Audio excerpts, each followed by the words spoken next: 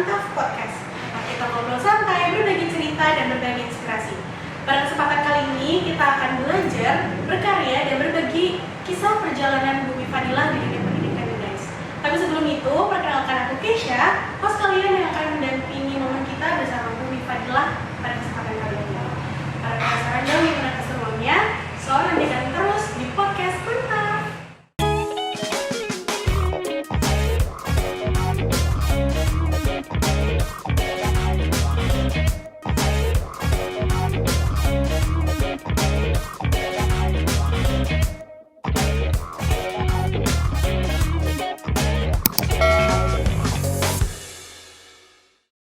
Halo Bumi, apa kabar? Halo Keisha, alhamdulillah luar biasa nih, tentunya sehat walafiat ya. Keisha gimana kabarnya? Alhamdulillah, kabar baik. Nah guys, jadi Bumi Fadilah ini adalah Ketua BKK SNKN 2 Depok. Sekaligus guru yang keren banget, yang punya banyak pengalaman seru tentunya akan kita klik pada kesempatan kali ini.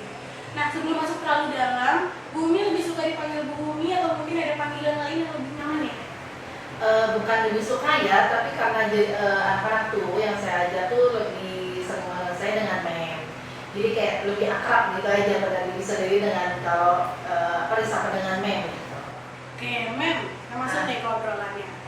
Nah, aku kan udah baca nih CV yang Mem kasih. Di situ aku lihat Mem udah banyak ikut pelatihan, workshop, bahkan menjadi narasumber dan pendamping. Tapi yang paling aku penasaran adalah kesempatan Mem untuk bisa berbagi ilmu ke luar negeri nih. Itu kan kesempatan yang nggak semua guru dapet gitu. Nah, Mem bisa ceritain nggak sih ke kita di mana aja Mem pernah berbagi ilmu di luar negeri dan itu tuh jangka waktunya berapa lama gitu? Oke, baik Keisha untuk pertanyaannya ya.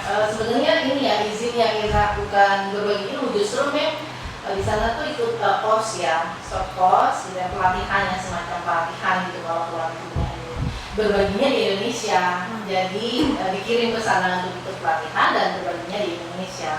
Nah terkait dengan di mana saja dan berapa lama, sebenarnya sih belum banyak juga ya, baru 3 kali sih, dan mungkin ada sih mungkin guru lain yang lebih banyak ya pengalamannya untuk ikut pelatihan atau bahkan mungkin berbagi ilmu ke luar negeri gitu ya. Nah kalau saya baru 3 kali sih ya. Yang pertama sekitar tahun 2014 atau 15an saya agak lupa, itu di Australia, khususnya saya ditempatkan di kota Adelaide.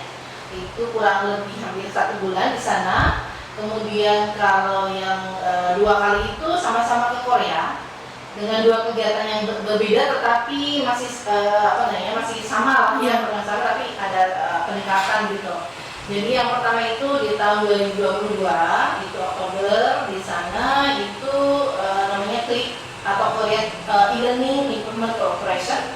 Kemudian yang 2024 di bulan Juni lalu itu selama masing-masing selama seminggu itu klik juga tetapi leader. Jadi ada seleksi lagi setelah menjadi klik, ada seleksi lagi menjadi klik leader. Nah yang 2022 ini yang menariknya adalah sebelumnya kita sebagai peserta itu pelatihan selama 3 tahun bayangkan 3 tahun pelatihan tapi degree ya, ada gelar gitu. Jadi pelatihannya itu modelnya onsite dan online dan juga offline gitu. Jadi konsepnya 2 kali di Indonesia dan juga di luar negeri. Indonesia yang di bulan Agustus, jadi para teacher itu datang ke Indonesia. Nah Oktober itu kita yang diundang ke sana seperti itu. Iya. Nah tadi aku dengar Mem pernah ke Australia nih untuk mengikuti kegiatan Teacher and Principal Exchange Program ya Mem. Betul. Nah apa sih hal yang mengesankan gitu selama mengikuti kegiatan di sana? Oke, baik Esa. Terkait dengan kegiatan yang di Adelaide itu yang sangat mengesankan ya. Yang pertama sih saya merasa termasuk yang beruntung ya bisa mengikuti kegiatan-kegiatan itu karena semua kegiatan itu kan ada seleksinya dan tidak semua yang mengikuti itu lolos dan saya adalah salah satu bagian yang bisa ikut itu dinyatakan lulus dan bisa ikut ke pelatihan tersebut. Nah yang berkesan itu bagaimana kita tuh mereka tuh menempatkan murid sebagai pusat pembelajarannya. Pada waktu itu kan kita peserta ya, kami peserta ini ditempatkan atau belajar seperti magang lah di satu sekolah. Kemudian di sana yang saya lihat tuh yang saya sangat berkesan itu seperti itu kegiatannya. Kemudian juga yang sangat menginspirasi saya itu adalah keterlibatan aktif komunitas sekolah, kemudian dari orang tua, bahkan hingga industri itu terlibat aktif, berperan aktif terhadap pendidikan itu sendiri. Sehingga mereka itu mempunyai sistem yang sangat terstruktur untuk mendukung pembelajaran berbasis proyek, dan yang saat ini memang sedang digaungkan ya Yeah. kurikulum Merdeka ini. Guru dan juga guru itu dituntut untuk bisa melakukan pembelajaran berbasis proyek. Nah, ini yang membuat saya itu berpikir bagaimana kita mengadopsi apa yang didapatkan. Jadi alhamdulillah waktu Yeah. itu didapatkan, dan yang Indonesia tuh menerapkan ini. Yeah. Dan walaupun ya bukan terlambat sih, maksudnya memang di zaman juga di kondisi situasi negara kita sendiri. Iya, nah tadi kan selain di Australia, Mem juga pernah mengikuti kegiatan Kid Leader di Korea. Pasti ketika mengikuti kegiatan itu, Mem itu mendapatkan pelajaran baru kan ya Mem? Apa sih pelajaran yang baru Mem dapat dan menurut Mem itu tuh pelajaran yang berharga gitu buat Mem? Oke, Kid Leader ya. Iya. Berarti yang terakhir ya, yang terakhir kali. Nah, kalau menurut saya yang apa sih namanya yang jadi pelajaran banget ya di Kid Leader itu, Indonesia tidak diundang sendiri oleh negara Korea Selatan ini. Jadi tepatnya kalau yang di tahun pertama masih di Provinsi Gangwon. Iya. Yang kedua kemarin itu kan di Seoul. Nah, di Seoul ini bersama dengan 5 negara lain. Ada dari Bhutan, kemudian Filipina, kemudian Uganda, Ethiopia, dan satu lagi Bangladesh, 6 dengan Indonesia. Nah, tentunya bertemu dengan berbagai negara ini kan kesempatan besar sekali dong, kita bisa sharing gitu ya, tukar pengalaman, tukar informasi tentang segala sesuatu yang telah dengan dunia pendidikan itu seperti apa. Dan juga di yang didapatkan kami gitu ya, para peserta di Korea Selatan ini, bahwa saya itu belajar pentingnya kolaborasi lintas disiplin. Iya. Karena pelatihan KLIP sendiri itu tidak untuk mata pelajaran tertentu, untuk seluruh mata pelajaran. Contohnya KLIP Leader, membernya adalah salah satunya saya adalah guru bahasa Inggris. Nah, teman KLIP Leader lain itu ada guru seni budaya, ada guru matematika, biologi, dan juga bahkan guru produktif kelas. Iya. Jadi ada 7 guru ya yang menjadi KLIP Leader ini gitu. Jadi kan boleh nggak sebutin nama teman-teman gitu biar pada kenal juga nih. Boleh, gitu boleh. ya. Salah satunya kan saya dari SMK Indah Depok dong. Iya. Gitu ya. Oke ya, SMK Indah Depok ya. Terus kemudian yang kedua ada dari guru SMA Negeri 6, guru Setiawati, itu guru SMA 6 ya Depok. Kebetulan juga guru bahasa Inggris sama, dan juga ada yang namanya Kohas yang menjadi ketua kami di KLIP Leader, itu biasa dipanggil Kohas, namanya Hastuti, guru SMP N105 Jakarta. Itu adalah guru seni budaya yang luar biasa kreatif gitu. Kemudian ada Ibu Dwi Sri, itu adalah guru SMP Rabani di Tangerang Selatan, guru matematika. Dan yang berikutnya Bapak Irfan Devi, dulu beliau pada waktu diundang itu, waktu bertugas itu sebagai guru Apisena. Kemudian saat ini sudah berpindah tugas ke SMA di Jakarta. Kemudian Bakti Mulia 400, tentu kenal ya, tahu ya. Kemudian selanjutnya ada Pak Zainal. Nah, ini yang paling jauh nih, guru SMKN 6 Serang, beliau guru produktif kelas. Dan yang terakhir ada Ibu Siti Nurma, guru SMP Negeri 16 Bogor, sebagai guru biologi. Keren banget. Nah, tadi kan yang Mem ceritain, Mem itu sharing-sharing ya dengan negara lain tentang sistem pendidikan nih. Betul. Setelah sharing-sharing itu, apa sih menurut Mem perbedaan mencolok gitu sistem pendidikan di luar negeri dengan sistem pendidikan di Indonesia, Mem? Oke, baik. Lanjut ke yang tadi yang ketemu dengan negara lain, ada sharing-sharing gitu ya. Sebenarnya sih kalau sistem dengan negara-negara yang lain itu mungkin beberapa itu ada perbedaan ya, tapi tidak terlalu konsen sih memang. Jadi saya lebih ke dengan Korea Selatannya ya, yang sebagai penyelenggara gitu. Perbedaannya tuh apa sih gitu ya.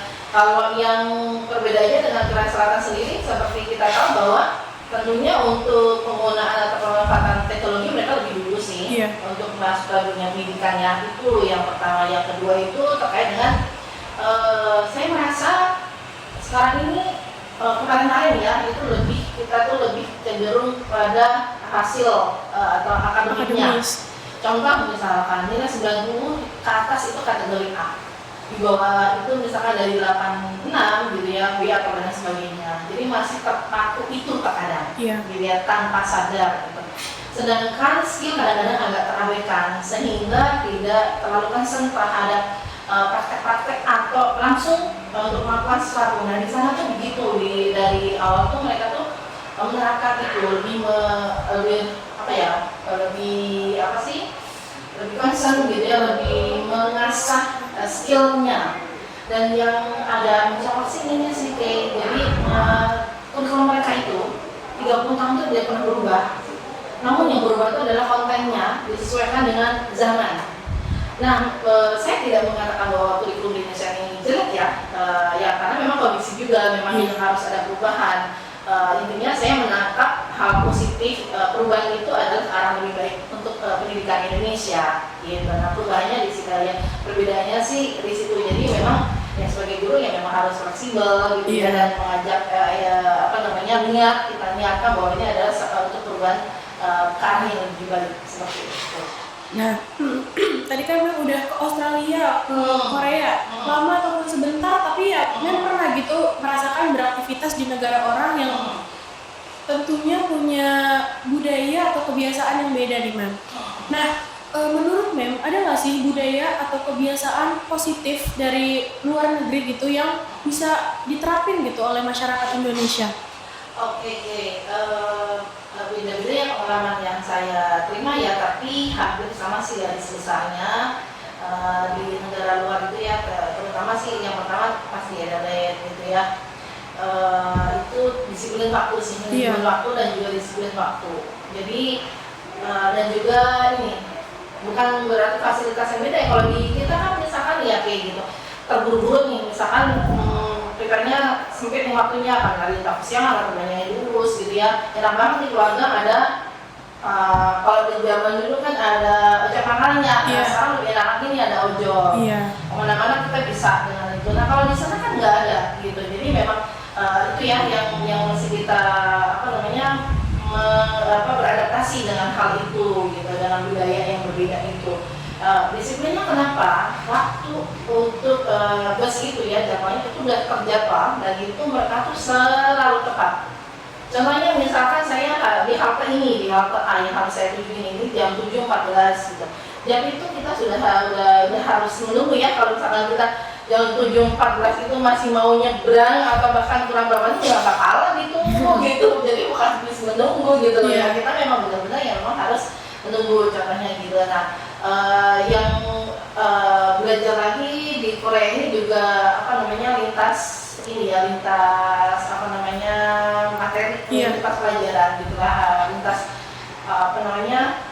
ilmu gitu ya yang bisa diambil di sana. Kemudian juga mereka itu lebih membiasakan ritme kerja yang lebih terorganisir gitu ya, tapi tetap fleksibel gitu, tetap tertata gitu. Sedangkan kalau di Korea itu kita kenal ya, mereka kan sistem kekaisaran ya, kerajaan gitu. Jadi hierarkinya itu loh yang ada hierarki, dan itu yang memang itu memberikan warna tersendiri gitu ya dalam baik dunia pendidikan ataupun kebudayaan atau interaksi di masyarakat seperti itu. Nah, tadi kan kita ngomongin sistem pendidikan nih Mem. Teknologi kan sekarang udah berkembang nih, udah digunakan dalam berbagai bidang gitu. Salah satunya di bidang pendidikan. Udah banyak guru-guru yang menggunakan teknologi dalam metode belajar mereka. Semakin berkembang sampai akhirnya yang paling hype sekarang adalah AI Mem, atau kecerdasan buatan. Pasti Mem tahu kan ya tentang AI ini? Iya dong, pasti dong. Nah, menurut Mem apa sih hal menarik tentang AI ini? Hal menariknya? Iya. Hal menariknya gini Kay, sebelum ke AI, aja sama sih ya, AI itu adalah bagian kemajuan teknologi. Nah, teknologi kita sendiri sekarang yang namanya teknologi ya mengalami revolusi, entah itu ilmu, teknologi, itu kan sifatnya dinamis ya, bukan statis, bukan yang diem, tapi kan bergerak gitu. Nah, sama dengan industri teknologi ini yang mengalami revolusi. Nah, saat ini sebenarnya posisi kita itu sedang di 5.0. Tapi kan kondisinya kan kita masih di 4.0. Nah, itu yang perlu sebenarnya kita gali juga. Nah, untuk itu kan untuk AI sendiri, dimana menurut saya gitu ya, yang namanya revolusi, nama perubahan itu tidak bisa dihindari. Iya, gitu, betul pasti. banget. Dan yang harus kita lakukan apa, Kay? Ya harus mengikuti lah. Mengikutinya gimana? Ya belajar.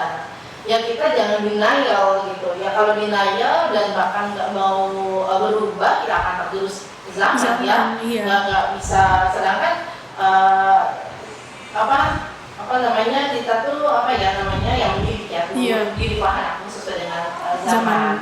Mau nggak mau ya kita harus lakukan dan jangan kita hindari, harus kita lakukan. Itu sih kalau menurut saya, dan bagi saya nggak masalah sih. Kalau kembali lagi ke humannya kan, pada manusianya, kita bisa memanfaatkan itu menjadi hal yang positif itu dengan baik gitu ya, dengan bijaksana akan membantu gitu.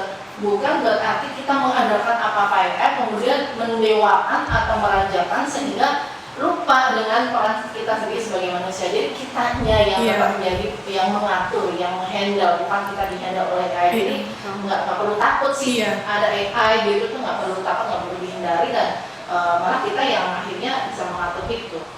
Iya. Nah, dampak positif lainnya dari teknologi ini kan bantu proses belajar selama pandemi ya, Mem. Nah, selama masa pandemi ini kan kita belajarnya daring nih.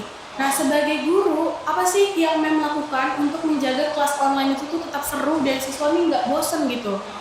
Karena kan interaksi antara siswa dan guru ketika daring dan online itu kan beda ya? Iya, betul. Jadi kan terima kasih Kay ya untuk pertanyaan. Jadi kita ada di flashback lagi ya di masa pandemi gitu ya. Di tahun berapa tuh ya, mulai 2020 sampai 2021 ya kalau nggak salah ya. Kayaknya kelas berapa ya waktu itu ya? 6 mau ke kelas 7. Kelas masih ini ya, masih imut dong ya. Oke, waktu itu yang saya lakukan juga bersama guru-guru yang lain di SMK 2 ini, alhamdulillah sistem di kita waktu itu cukup berjalan dengan baik. Menggunakan Google Classroom ya, yang memang mungkin kayak sendiri dulunya juga menggunakan itu kan ya. Nah, tips-triknya biar kelas itu menjadi menjadi menarik, tidak ngebosenin, dan tetap berjalan dengan baik gitu, dengan aktif ya. Pertama utamanya adalah menjalin komunikasi gitu ya dengan orang tua gitu ya, itu kan utama banget gitu, karena kan kita tidak bisa kalau di kelas ketemu langsung kan enak ya, terjadi masalah bisa langsung diselesaikan di situ. Tapi online itu kan butuh proses gitu. Nah, gimana menghadirkan dulu saja deh, menghadirkan dulu nih untuk bisa ikut aktif itu kan utamanya adalah yang kami lakukan ya, guru-guru lain juga melakukan itu dengan komunikasi dengan orang tua. Terutama sih waktu itu yang sangat berperan itu diharapkan dari wali kelas. Guru kelas juga melakukan, kemudian wali kelas itu dorongan dari orang tua yang kepada siswa itu yang utama. Kemudian bagaimana pengelolaan kelas itu, nah kita konsisten nih komitmen gitu ya terhadap kita, misalkan pembelajaran itu dilakukan dengan interaktif, misalkan kita menggunakan Bizis, kemudian ada Mentimeter, itu kan interaktif ya, dan bisa dikerjakan dari mana aja karena bentuknya kan online gitu. Jamwot, banyak kelapa gitu dan sebagainya itu dikeluarin semua tuh senjata itu, jadi anak-anak kan nggak bosen, siswa nggak bosen gitu, dan kan seru ya kalau misalkan Bizis mungkin dengan Kahoot dan sebagainya semacam itu. Nah terus kemudian jadi memang kita libatkan juga mereka tuh ada interaksi yang aktif gitu ya, yang mereka tuh mau gitu terlibat gitu, kemudian divariasikan aja, ganti-gantian aja, kalau ada pakai ini, kemudian mungkin hari ini baru ada tugas misalkan minta mereka untuk literasinya dan sebagainya, seperti itu sih kayak jadi sama ya. Iya, jadi nggak monoton cuma gurunya ngobrol doang, siswanya dengerin gitu. Itu kan bikin ngantuk, mereka lihat gurunya ditinggal. Nah, memang kan ya udah banyak pengalaman gitu sampai akhirnya mendapatkan penghargaan sebagai guru berprestasi sekota Depok nih pada tahun 2012 dan 2013. Aku kan memandangnya kayak itu sebuah achievement yang besar nih.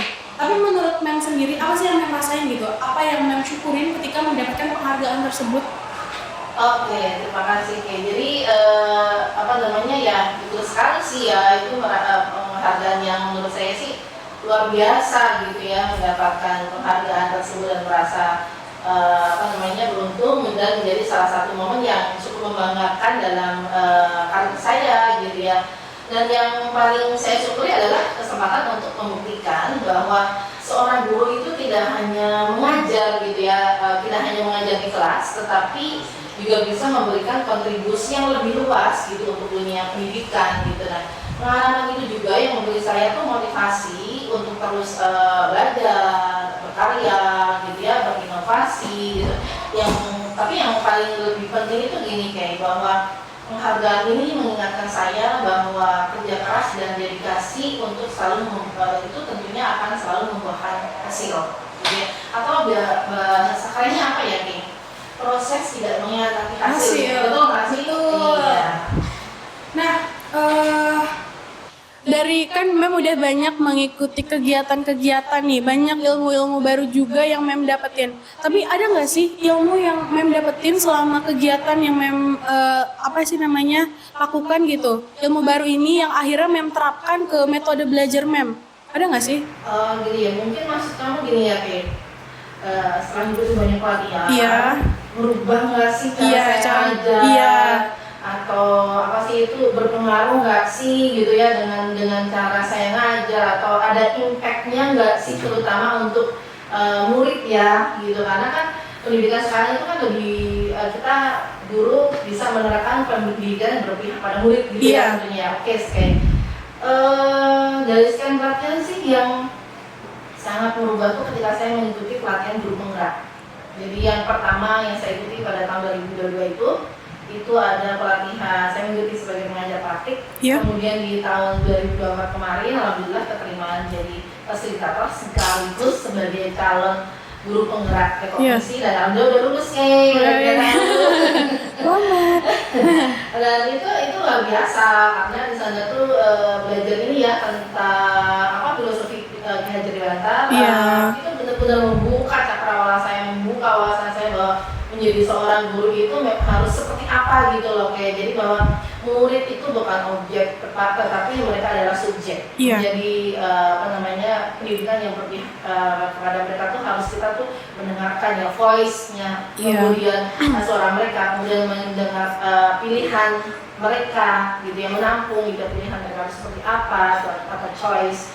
Kemudian yang berikutnya, sehingga dengan dua itu akhirnya siswa itu kan merasa memiliki gitu, ownership-nya itu timbul. Jadi tanggung jawabnya sih utamanya, jadi sehingga saya rasa itu lebih efektif gitu ya pembelajaran. Itu yang saya rasakan banget sih gitu. Jadi ketika saya mendengarkan, kemudian mendengarkan suara mereka, pilihan mereka itu berasa banget sih, dan lebih gini ya, apalagi kayak diferensiasi menerapkan itu, kemudian melakukan restitusi, ya itu luar biasa sekali. Jadi saya sendiri excited gitu loh mau ketemu anak-anak tuh, kayaknya misalkan lihat tuh besoknya, oh iya ini sekarang masuk kelas ini, jadi dan di sini tuh ada warna seperti ini, di sini seperti itu sih kayak jadi kayak tambah gitu jadi solonya tuh jadi keren gitu. Oke, kayak gitu sih geng.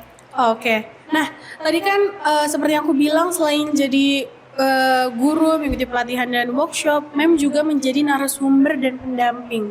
Nah, sebagai narasumber yang menghadapi audiens dengan karakter yang berbeda gitu, ada nggak sih Mem tantangannya? Oke, tentang narasumber dan pendamping ya. Kalau saya menjadi narasumber dulu, tantangannya. Cuma namanya kalau kita bicara tantangan, nggak harus jadi apa dulu deh. Bagaimana setiap kegiatan pasti ada challenge-nya, sendiri ada challenge itu bisa dikatakan besar atau kecil, itu tergantung tergantung kitanya sendiri, pandangnya seperti apa gitu ya. Nah kalau menjadi narasumber ya tentunya iyalah pasti ada challenge sendiri gitu ya, apalagi misalkan ini audionya kita belum begitu kenal gitu ya, pertama kita harus mengenal dulu, terus kemudian terutama dalam mempersiapkan bahannya. Jadi hal-hal seperti itu, dan sebenarnya ini dengan berjalannya waktu semakin kita sering gitu ya itu melakukan gitu ya, istilahnya learning by doing lah gitu, jadi jam terbangnya tuh makin oke gitu loh. Dan ketika menjadi pembimbing terutama sih ketika ini ya bimbing waktu itu yang berkesan banget sih ketika jadi pembimbing lomba storytelling gitu. Kita sama-sama berjuang nih dengan mereka, dan yang membuat saya seneng dan puas banget tuh salah satu yang saya bimbing ini menjadi salah satu juara, dan juara 2 sih waktu itu ya, dan pesertanya itu siswa SMA dan SMK Iya. Di Provinsi Jawa Barat. Artinya bukan SMK saja, dan kita bersaing juga dengan SMA. SMA. Saat itu menjadi salah satu siswa SMK yang mendapatkan juara karena yang lainnya sebenarnya SMA. Jadi Iya. dari academic writing dan juga storytelling gitu ya, ini ya academic writing nih itu menjadi salah satu juara di sana. Seperti itu sih kayak tantangan bagaimana lagi ketika narasumbernya ya. Jadi sebagai narasumber kita harus membuat audiens ini nyaman, Iya. ikut kemudian ikut atau engage gitu ya terhadap kegiatan kita, itu Iya. harus seperti apa, harus membuat yang interaktif gitu ya, itu memang itu tantangannya sih seperti itu kayaknya. Baik. Nah, tadi kan Mem udah cerita banyak nih. Berarti kan Mem udah lama gitu berkecimpung di dunia pendidikan. Nah, hal terbesar apa sih yang Mem hadapi gitu? Tantangan terbesar yang Mem hadapi selama berkecimpung di dunia pendidikan ini, gimana sih Mem cara ngatasin tantangan tersebut sampai akhirnya terbentuk memang sekarang gitu? Oke, kayak bener deh. Tadi kayaknya bilangnya udah berpengalaman udah lama. Iya. Kasus sama saya tua gitu. Kita sudah berpengalaman banyak lah. Oke. Oke, terima kasih ya dengan Iya. pengalaman gitu ya. Jadi sebenarnya segini ya, sedikit sharing saja gitu ya. Kembali lagi bicara tantangan atau challenge di sini gitu ya, yang terbesar sih yang pernah saya hadapi ya tentang menghadapi Paradigma. pendidikan gitu Iya. ya. Terutama pas mengikuti pelatihan yang guru penggarap itu benar-benar saya tuh kebuka banget nih gitu ya. Itu benar-benar berubahnya di situ, dan paradigma itu berjalan dengan lebih cepat ya. Pendidikan itu yang tadi saya bilang di awal itu sifatnya kan dinamis gitu Iya. ya, bukan yang statis gitu, dan perkembangan teknologi juga yang tidak bisa dihindari, dan jadi ini menjadi tuntutan zaman gitu ya di pembelajaran era digital ini. Iya. Harus berhasil itu seperti apa sih gitu. Nah, namun dengan hal ini saya mencoba untuk menghadapi tantangan ini dengan tentunya terus belajar ya, terus belajar, kemudian mengikuti pelatihan. Itu banyak banget membuka wawasan, dia berdiskusi dengan teman yang lain, kolaborasi gitu, karena hasil pemikiran satu orang itu tentu akan akan lebih baik lagi kalau kita berpikir ternyata dari hasil pemikiran orang banyak gitu Iya, ya. iya. Kan dia mungkin ada ide yang lain gitu, Iya. kan ide ini guru yang lain, nah itu kolaborasi seperti itu, bahkan kolaborasi juga dengan siswa gitu, Iya.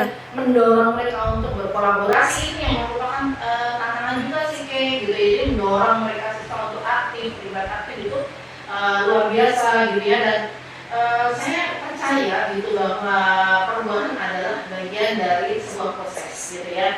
Dan jika kita terus mau belajar, mau berproses, intinya gitu ya, tidak ada hal yang tidak bisa kita kasih. Ih, keren banget nih. Nah, berarti kan Mem udah banyak gitu, udah punya banyak pengalaman nih. Tapi apa sih yang membuat Mem ini nggak berhenti di situ aja, alias kayak terus cari lagi, gali lagi ilmu-ilmu baru di luar sana? Kenapa Mem nggak putus semangat gitu? Kok nggak bosen-bosen ya? Iya. Senang banget sih ikut pelatihan. Iya. Karena gini sih, maksudnya gini ya, prinsipnya itu kan Rasulullah itu yang menerima wahyu pertama tuh apa kita surat Al-Alaq. Iya. Nah, di sana kan kalimat pertamanya itu Iqra. Nah, baca. Iya. Baca itu artinya apa sih nih? Iya, banyak belajar. Belajar ya. Iya. Dengan kita baca kan kita tahu. Iya. Otomatis kan itu sebenarnya secara nggak langsung tuh kita disuruh belajar. Iya.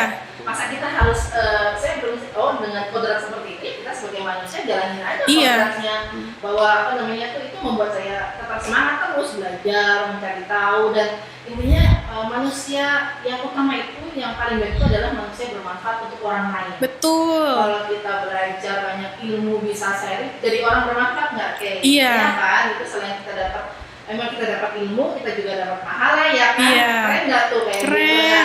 Terus pasti selalu ada hal yang baru yang bisa kita pelajari kalau Iya. kita ikut pelatihan, terus belajar, banyak teman juga, melebarin jejaring, networking gitu, itu sangat bermanfaat sekali karena dasarnya itu juga nambah silaturahim kan ya. Iya. Semakin kita banyak silaturahim gitu ya, kita akan mempanjang banyak sekali loh manfaatnya, memperpanjang umur, Iya. relasi, kemudian banyak sekali lah manfaatnya. Kemudian saya juga pada dasarnya gini sih, tadi ya bermanfaat dan juga bisa pengen banget loh menjadi model atau contoh yang baik untuk Role orang model. lain, role model untuk murid ya. Saya ingin Iya. bilang gini loh, anak saya kan juga punya anaknya juga tuh murid-murid tentunya, bahwa belajar tuh nggak ada batas waktu, nggak Iya, ada batas betul. usia, nggak ada batas ruang atau tempat, kapan saja, di mana saja dan dengan siapa saja kita Bisa belajar. belajar. Dan nggak ada ditentukan batas waktu untuk belajar tuh umur sekian gitu kan, nggak ada gitu, bahwa kayak saya waktu itu ya satu kemudian saya sudah menikah gitu Iya. ya, jadi bahwa belajar itu nggak ada batas waktu loh, saya tuh masih semangat nih Iya, gitu. betul. Jadi, masa kamu yang muda enggak gitu, jadi masa iya kalau sama yang senior bukan tua Iya. ya. Saya masih muda deh, dan esok terus sekali gitu. Nah kemudian pengen menunjukkan juga bahwa menjadi pembelajar sepanjang hayat itu bukan sekadar prinsip, Iya. tapi juga menjadi lifestyle atau gaya hidup itu yang perlu dicatat. Nah, keren banget ya. Keren banget nih, Mem. Nah, mungkin Mem bisa nih kasih semangat untuk teman-teman SMK di luar sana atau pendengar lainnya yang mungkin tertarik untuk belajar atau bahkan bekerja gitu di luar negeri. Oke. Baik deh, kaitannya ke sana ya untuk anak-anak SMK ya, atau anak-anak muda lah. Iya. Maksudnya ya kalau pengen belajar atau bekerja gitu ya. Kalau dengan luar negeri gitu saya kayak oke. Kira-kira menurut kamu ada nggak sih yang berbeda dari kalau kita datang ke luar negeri, dalam mindset kamu dulu apa dulu? Bahasa dong. Bahasa Iya. ya tentunya, oke, good. Jadi yang utama sih itu sih kayak Iya. yang saya tips-triknya tuh yang utama tuh kita masih apa ya, persiapan bahasa. Bahasa. Misalkan ke Kesa gitu ya, atau teman-teman lain gitu di luar sana gitu yang merasa passionnya di situ, nggak ada passionnya pun gitu ya, kalau bahasa Inggris sih utamanya Iya, penting gitu, betul. selain bahasa ibu Ibu. ya, dan juga apalagi kalau kamu suka belajar Bahasa. bahasa asing lainnya pun gitu, itu sangat membantu sekali sih Kay, karena menjadi pintu gerbang kan, kita bisa kemana-mana. Jujur gini Kay, ketika pelatihan nih, Iya. ada seleksi kan tadi ada dan seleksi itu Iya. ada seleksinya tuh waktu itu dengan TOEFL. Iya. Kemudian wawancara juga dengan bahasa Inggris. Nah kalau klik memang tidak bahasa tidak, tapi ya yang utama sih kemauan dan juga mungkin pengalaman kita sebelumnya ya. Nah Iya. ketika ke leader ini memang ya bahasa Inggris memang diperlukan karena kita bertemu dengan negara lain, komunikasi yang digunakan pada waktu itu kita memang menggunakan bahasa internasional, iya. menggunakan bahasa Inggris. Iya. Gitu sih, Kay. Nah yang kedua adalah terkait dengan mentalitas Kay. Mentalitas dalam berpikir yang terbuka gitu. Jadi artinya kita perlu menempatkan diri, apalagi anak muda ini harus siap untuk belajar, siap untuk berubah, siap menerima sesuatu hal yang baru, siap mempelajari sesuatu yang baru dan yang memang akan berbeda. Itu dulu sih yang menjadi harus berpikiran positif juga gitu yang terbukanya. Yang berikutnya adalah keterampilan praktis. Selain punya bahasa, pikiran yang terbuka, dan juga adalah keterampilan praktis ya, harus punya keterampilan nih. Iya. Jangan ke sana nggak punya apa-apa gitu, nggak ada dia lagi ngomong, nggak bisa apa gitu kan ya, antar gitu. Dan yang berikutnya tuh yang tak kalah penting sih harus riset sih Kay. Iya, Riset betul. dan juga persiapan ya, Iya. jangan sampai kita nggak tahu isu-isu di negara yang akan kita datangi, Iya. perkembangan di sana bagaimana, budayanya seperti apa gitu sih Kay. Iya. Nah, mungkin Mem juga bisa nih kasih closing statement tentang pembahasan kita pada kali ini nih, Mem. Oke. Sebelum closing statement boleh nggak? Kan tadi kan kamu nanyakan ini untuk tips ya. Iya. Iya. Nah, kalau saya kan juga tadi kan membahasnya pengalaman menjadi guru. Iya. Boleh nggak sih gitu kasih semangat buat guru muda lain? Boleh gitu. banget. Biar ada semangat terus belajar gitu. Boleh. Kalau pesan saya sih sederhana, ya. Jangan pernah berhenti belajar dan beradaptasi gitu ya, karena dunia pendidikan itu selalu berkembang, bersifat dinamis, dan sebagai guru kita adalah ujung tombak perubahan itu sendiri gitu. Dan jangan takut untuk mencoba hal baru, dan meskipun terlihat sulit di awal, setiap langkah kecil menuju kemajuan adalah sebuah pencapaian besar gitu. Oke. Nah, oke. Closingnya ya? Iya, closingnya nih. Hampir kelupaan. Oke, terima kasih ya untuk masalah apa tadi itu memberikan closing statement ya. Sebelum ke sana boleh nggak sih saya kasih semangat dulu nih? Boleh. Guru-guru muda ya. Kalau tadi kan ya udah ngobrolin tentang tips trik siswa gitu ya, sebagai siswa gitu entah SMA atau SMK untuk bekerja, berkarir atau belajar di luar negeri gitu ya. Nah kalau pesan saya sih sederhana ya, untuk para guru-guru muda ini gitu ya, bahwa jangan pernah berhenti belajar dan beradaptasi, karena dunia pendidikan itu selalu berkembang, selalu dinamis gitu ya, tidak stuck dan terus bergerak gitu ya. Dari sebagai guru kita adalah karena kita sebagai guru ini adalah ujung tombak perubahan gitu ya, dan jangan takut untuk mencoba hal baru. Meskipun terlihat sulit di awal, karena setiap langkah kecil itu menuju kemajuan adalah sebuah pencapaian besar. Seperti itu, Ken. Terus yang mana yang tadi ya, yang terima kasih itu tadi udah belum? Iya, masuk ke situ. Terima kasih. Oh, sampai terakhir belum? Oke. Dan terkait dengan closing statement-nya ya, kayak gitu, banyak-banyak sih gitu ya. Yang pertama sih saya ucapkan terima kasih nih, terutama kepada Lisa yang luar biasa nih sebagai host podcast hari ini, dan itu jadi membantu saya untuk memberikan jawaban-jawaban harus gimana sih gitu, karena yang memberi pertanyaan pun juga oke nih, keren gitu ya. Dan terima kasih untuk kesempatan besar ini ya, saya diberi kesempatan untuk sharing, berbagi cerita gitu ya, pengalaman saya yang mungkin ya masih sangat kecil lah dibandingkan mungkin di luaran sana gitu ya. Dan saya sangat merasa senang gitu ya dengan berbagi itu sendiri, karena namanya ilmu tuh kayak saya pernah ingat ya pesan dari direktur di Dikmensus pendidikan menengah dan khusus pada waktu itu, Putra Asdia itu menyampaikan bahwa ilmu yang kita punya itu bohong kalau tidak ada kita share. Jadi mandat di kita, nggak ada manfaatnya.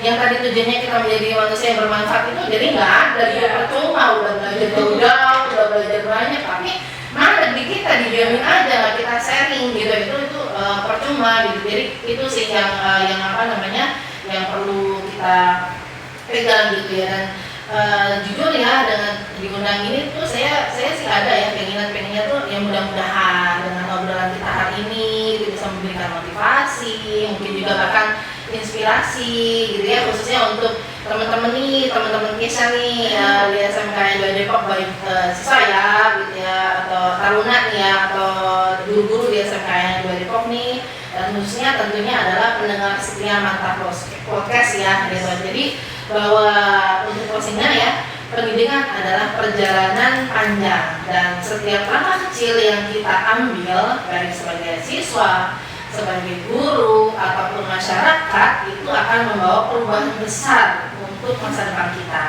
Dan ingat, jangan pernah ragu untuk bermimpi besar gitu ya, karena mimpi itu kan nggak dilarang ya, jangan ragu untuk bermimpi besar gitu ya, karena selama nggak dilarang apa yang pilih yang kecil. Kayak kalau beli barang dikasih sesuatu, pilih yang gede apa yang kecil? Gede dong, lebih enak, lebih puas gitu. Jadi dan terus belajar juga, karena dunia ini penuh dengan warna-warni, kesempatan, peluang, sayang kalau nggak dimanfaatkan gitu ya. Jadi hidup jangan cuma makan, tidur, gitu, balik lagi kayak gitu ya. Dan juga apapun yang ingin kita capai, baik itu belajar, bekerja, ataupun berkarya, berkreativitas, baik di dalam negeri atau di luar negeri, itu persiapkan diri terlebih dahulu dengan sangat sungguh-sungguh, dengan sangat baik dan percaya pada kemampuan kalian. Itu. Iya, keren banget. Oke, Mem, makasih banyak nih udah mau datang berbagi cerita dan berbagi inspirasi pada podcast Mantap kita kali ini. Obrolan ini pasti jadi motivasi besar nih untuk teman-teman dan pendengar lainnya di luar sana. Oke, kalau gitu sampai jumpa di podcast Mantap berikutnya. Dadah!